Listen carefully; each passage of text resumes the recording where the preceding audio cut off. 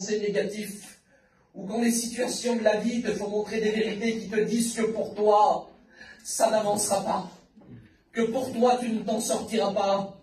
Il y a tellement de difficultés, il y a tellement de choses, et puis vous savez, nos pensées sont fragiles. Nos pensées sont fragiles, les pensées humaines sont fragiles. Quand il y a une petite faille et qu'on laisse rentrer du négatif, on se sent perdu. Ça vous est pas arrivé ce moment-là, que vous êtes chez vous, des fois allongé, et puis il y a une pensée négative qui rentre dans votre esprit, et puis une deuxième, et puis ça vous emmène dans le passé, et puis on s'en sort plus, on se dit c'est pas possible. Oui mais Dieu, il veut pas ça. Il veut te rappeler ce matin, il veut te donner cet ordre de te repasser en ton cœur ces bontés qui ne sont pas épuisées. Mais ça va plus loin que ça, la Bible nous dit ça.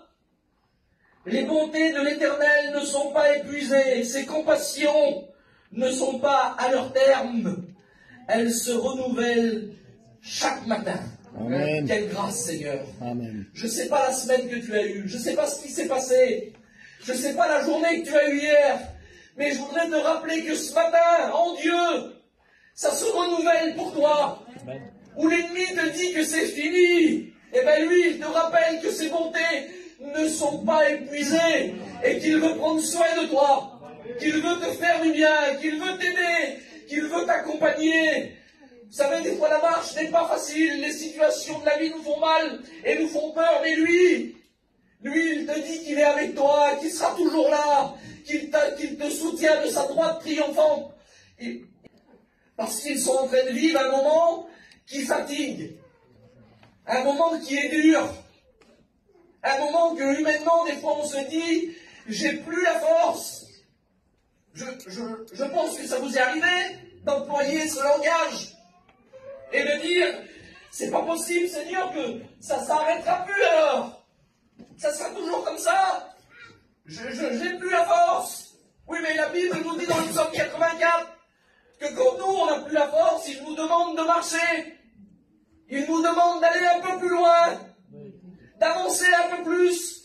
Et à ce moment-là, il nous dit que les forces augmentent pendant la marche. Donc je voudrais te donner ce conseil.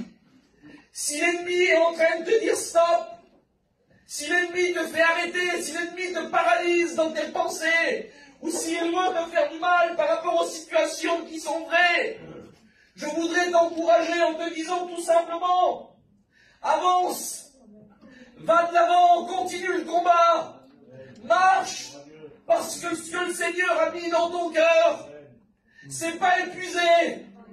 La vie de Dieu, elle n'est pas à son terme, mais elle se renouvelle tous les matins dans ton cœur. Et puis vous savez, les mots qui vont être employés par ces hommes, des mots très simples, je le disais à des étudiants sur un groupe ce matin. Fatigué, oui, c'est vrai. On ne peut pas le nier, c'est vrai. Mais plus que ça, poursuivons toujours. Quel message pour nous, Seigneur? Fatigué, mais poursuivons toujours. Allez de l'avant. L'ennemi voudrait te faire croire que ta prière, elle ne passe pas le plafond.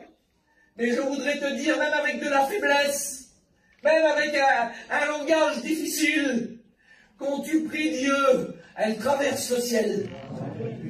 L'ennemi voudrait te dire qu'elle ne passe pas le plafond de ta caravane, de ta maison.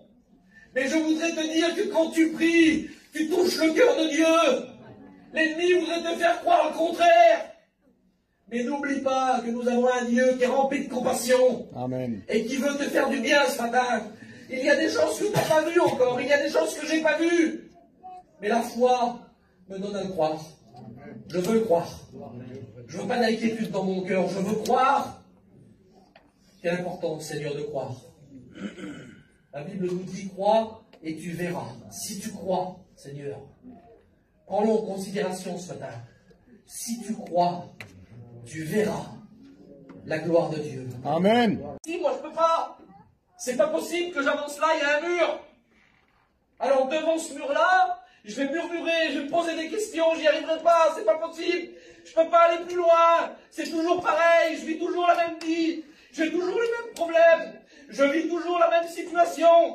Est-ce que tu crois que ça va arranger ton passage? en disant ces choses-là? Est-ce que tu crois qu'en ayant de la murmure dans ton cœur, tu vas arriver à passer? Mais à un moment donné, ce qu'il ne faut pas oublier dans nos cœurs et se repasser, c'est qu'on a besoin d'entendre en silence l'intervention de Dieu. On a besoin d'entendre en silence l'intervention du ciel. Arrête de murmurer.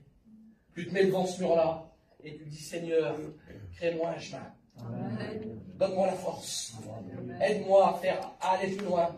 Aide-moi à avancer dans ton œuvre. Aide-moi à faire ta volonté. Merci pour ce que tu as fait de moi. Merci pour ce que tu me donnes chaque jour. Merci pour la vie que j'ai avec toi, Seigneur. Arrêtons, excusez-moi de le dire, mais arrêtons avec des murmures gratuites qui nous font mal.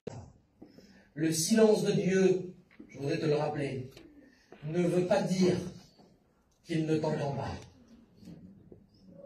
Je pensais à ça, moi je me disais, Seigneur, parce que c'est vrai, on s'appuie sur les promesses de la parole, on s'appuie sur ce qu'il nous a dit, sur ce qu'il nous confie, mais pendant ce silence-là, quelle place il est en train de nous préparer? Quel paquet de choses qu'il prépare pour nos vies, pour nos cœurs? Parce que c'est vrai, on n'enlève pas, j'en reviens à ça. Il y a la souffrance sur la terre, il y a plein de choses, mais lui, de son ciel de gloire, il est en train de préparer pour nous. Il est en train de préparer pour nous une place. Quelle place, Seigneur?